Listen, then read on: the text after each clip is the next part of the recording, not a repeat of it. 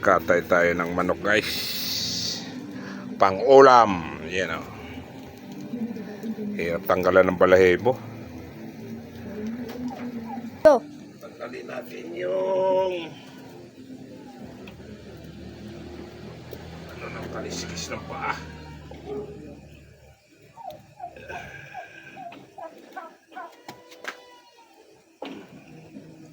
Hirap tanggalin ng balahibo sa pakpak.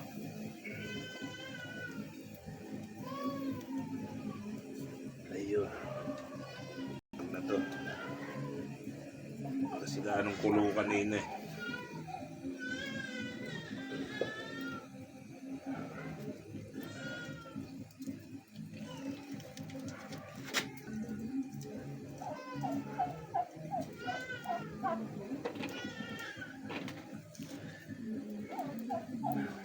Init guys, mainit.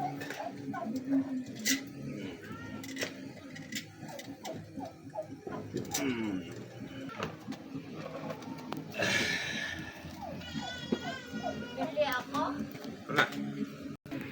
Linisin natin ng maigi ito guys. Ayan. Matigas yung ano, kaliskis. Malaman kung bakit tumigas to eh. Na-over siguro sa init ng tubig. Bye-bye.